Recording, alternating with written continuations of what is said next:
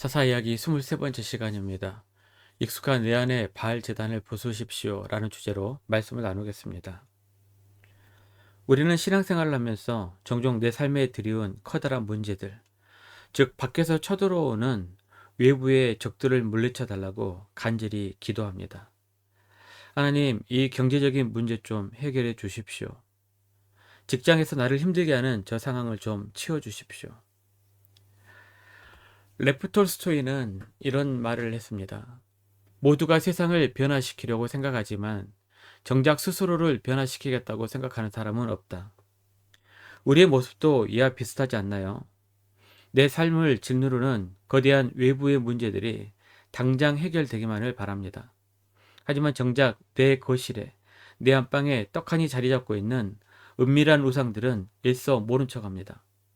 가족 대대로 내려오는 세속적인 가치관, 돈이 최고다라는 은밀한 만문이즘, 자녀의 학업과 성공이 내 인생의 궁극적 목표가 되어버린 자녀 우상화. 이런 것들이 우리 집안의 평화와 안위를 지켜줄 것이라 굳게 믿으며 살아가면서 한편으로는 밖의 문제만 해결해 달라고 하나님께 때렸습니다. 우리는 왜 진짜 싸워야 할 가장 가까운 내 안의 우상은 내버려둔 채 밖에서만 승리를 찾으려고 할까요? 오늘 본문을 보면 미디안의 압제 아래 숨죽여 살던 이스라엘의 모습이 나옵니다. 하나님은 이스라엘을 구원하기 위해 소심한 기드온을 부르시고 큰 용사여라고 명하십니다.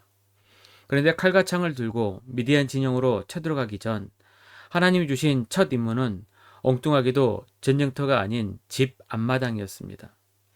25절 하반절입니다. 내 아버지에게 있는 바알의 제단을 헐며 그 곁에 아세라 상을 찍고. 왜 하필 아버지의 제단이었을까요? 당시 바알과 아세라는 농경 사회에서 비를 내리고 풍요를 가져다주는 상징이었습니다. 기드온의 아버지 요아스는 동네에서 이 제단을 관리하는 유력한 가문의 가장이었습니다. 즉, 이 제단은 단순한 개인 소유물이 아니라 마을 전체의 이익과 생계가 걸린 동네의 종교적 핫플레이스였습니다.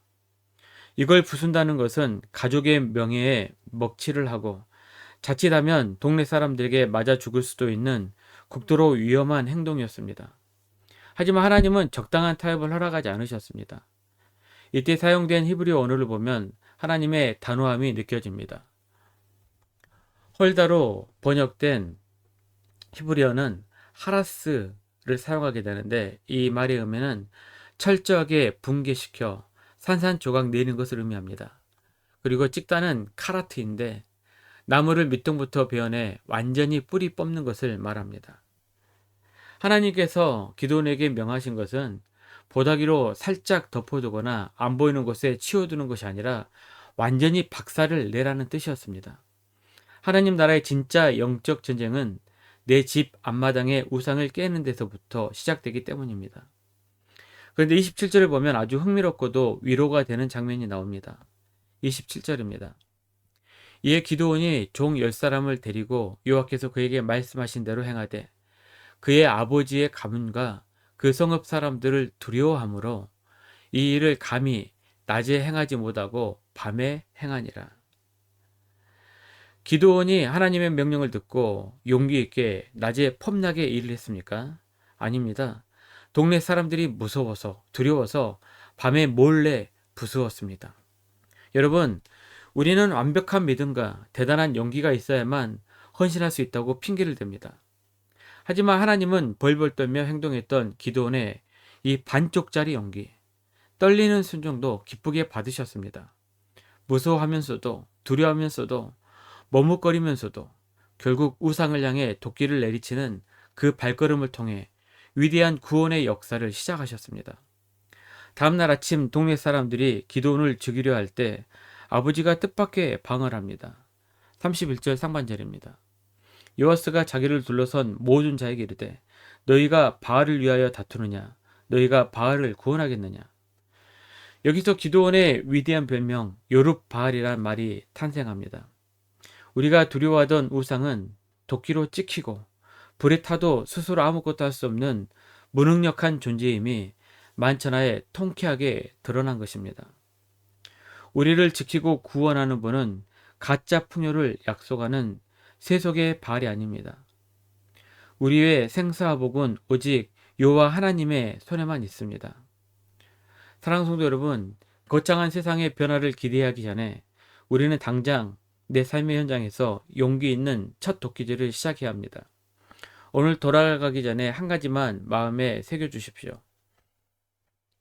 밖의 미디안을 물리치기 원한다면 먼저 내 안의 바위부터 박살내십시오. 자, 우리가 한번 우리 삶에 적용해 보겠습니다. 첫 번째입니다. 우리 집 안방과 거실에 숨겨진 바알 제단의 실체를 정직하게 마주해야 합니다. 가만히 눈을 감고 내 삶을 돌아보십시오. 나의 안락함이 바알일 수도 있고요. 자녀의 스펙, 성공, 아니면 엄청난 많은 돈이 우리의 바알일 수도 있습니다. 아니면 권력과 명예가 바알이 될 수도 있는 것이죠. 나를 지켜줄 것이라 굳게 믿었던 그 가짜신의 이름을 적어보고 십자가의 은혜 앞에 가져가 산산조각 내기로 결단합시다. 두 번째입니다. 두려워도 괜찮습니다. 밤에 몰래라도 순종의 도끼를 듭시다. 아직 믿음이 연약하고 주변 사람들의 눈치가 보여도 괜찮습니다. 그리고 우리가 당장 이것을 깨트리려고 하지만은 잘 깨지지 않을 수도 있습니다. 왜냐하면 깨트리기 두렵기 때문입니다. 하지만 기도원처럼 떨리는 손이라도 오늘 밤 그 우상의 밑동을 향해 첫 번째 도끼질을 시작해 보는 겁니다. 그 완벽하지 않는 작은 순종이 우리 가정을 살리고 억눌린 내 영혼을 해방시키는 기적이 될 줄로 믿습니다. 이번 한 주 세상의 거대한 미디안 앞에서 두려워하는 방관자가 아니라 내 안의 우상을 통쾌히 부수고 참된 자유를 누리는 삶의 요룻바알이 되어 우뚝 서기를 주님의 이름으로 간절히 축복합니다.